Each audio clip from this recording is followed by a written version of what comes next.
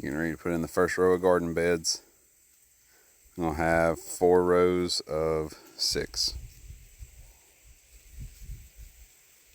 So in these 150-gallon fabric pots, I'm lining the bottoms with logs from an old wood pile. It's several years old, nice and spongy and rotten. And then I'm going to my mulch pile, getting a load of mulch, filling up. And then I'm going to inoculate this with mycorrhizal fungi, which probably already has it in here. You can see all the decomposition that's happened with this mulch, which a lot of leaf mold in here too. There's a whole lot of leaves, a whole lot of pine needles. And then after that, after I get it inoculated, we have a red clay pile. I'm going to put red clay in here, and I'm going to water it in really good so it kind of fills in the gaps. So I'm adding like mineral soil to all this rich organic matter. And then I have a garden over there that keeps flooding. I'm going to go over there and I'm going to get some sandy loam out of that garden, get a full load. Cap off the rest except for a little bit of the top. And then these old beds over here that have fire damage,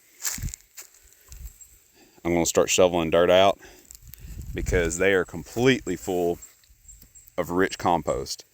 And so I'll put a thin layer of rich compost on the top. And then I have a cardboard shredder. I'm probably going to shred some cardboard and mulch that with cardboard, water it down really well. And once I get enough of these done, I'm going to order some worms and put worms underneath cardboard. Got my red clay, put a cage around this for support.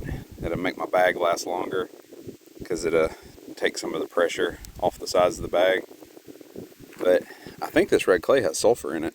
See it yellow? Sulfur is good for plants. But this is free minerals. If anybody says red clay is bad for your garden, they don't know what they're talking about. That's your mineral soil. And I'll come back with sandy loam on top of that and then compost. Now these fabric pots, one of the downsides is they dry out really quick. They're really good for your root health on your plants because when your plant's roots grow to the edge, they do this thing, it's called air pruning, where it kills the root tip and it causes more fibrous, thin roots to grow off horizontally. And so you don't have your roots like circling around your pot, which this is a big enough pot, you're not going to have anything get root bound anyways. But regardless, the fabric pot is still good for root health, but it's really bad about drying out, which isn't good for your roots. And so with this clay, what I did is I raked it up on the sides, kind of hard to see, where everything slopes down towards the middle like a bowl. So any water that gets in this pot, when it rains or when I water, and it starts seeping down, it hit this clay layer and just kind of settle like a bowl before it seeps down through the pot into that spongy layer of mulch, leaf mold, and logs underneath. It'd keep the bed wetter, longer. I won't have to worry as much about it drying out. And here's where I'm harvesting the sandy loam out of my garden. See how there's mounds? I'm just pulling the fabric back and shoveling the mound out and making all this flat because I'm not going to have a garden here again with as bad as it flooded this year. And I'm just going to make it all flat, and then I'm probably just going to plant a bunch of wildflowers here and let it be. Man, look at these peppers. God damn. And then I have a big old deep freeze. I used to mix my chicken feed in, but I don't have as many chickens anymore, so I'm going to turn the deep freeze into a compost bin, and I'm going to start off that compost in the deep freeze with all these corn stalks. I'm going to cut down all these corn stalks and pile them flat in the deep freeze and then start my compost pile with them. And then I came in here and I sprayed Roundup so I can burn the field. I didn't spray the whole field. I don't want to ruin all the diversity, within the native plants and all the wildflowers out here, but I need to be able to burn it. So I sprayed about 30 foot in all the way around the field.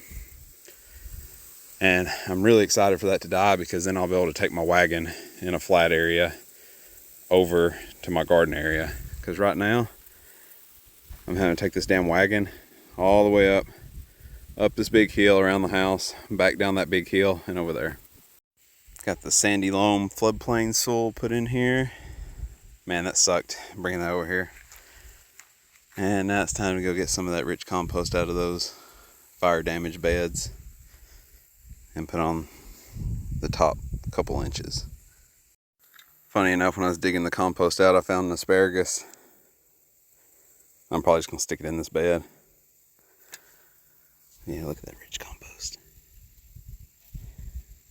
And if only you could smell it. It smells so earthy.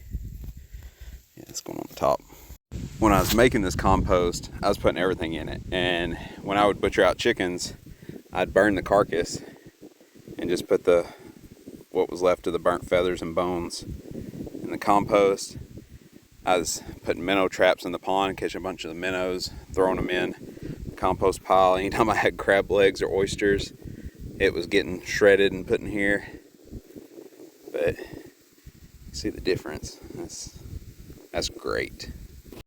I fill this thing to the brim with compost because it's going to sink after it gets rained on and watered a few times. And then I'll come back later and mulch it with shredded cardboard. I'm probably going to plant this one with kale, and the next one with rapini, and the next one with just a brassica mixture. But I like putting these little pieces of wire here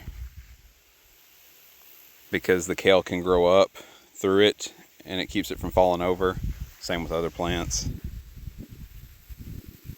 And I got a dog in here in this fenced in area, so this coming up here also just kind of keeps the dog from being nosy and messing with the dirt.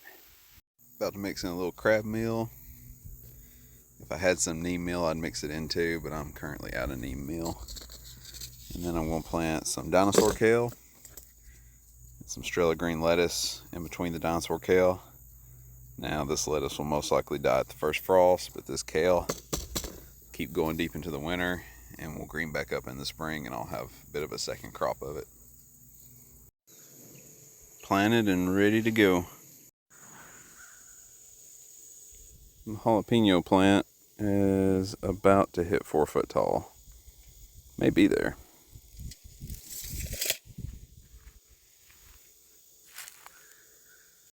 And the Mad Hatter has surpassed 3 foot. It is close to 41 inches.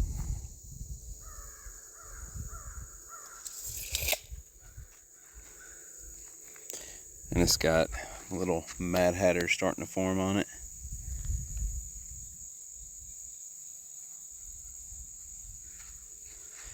This was planted in July and that was planted in June. That's not too bad for really late peppers.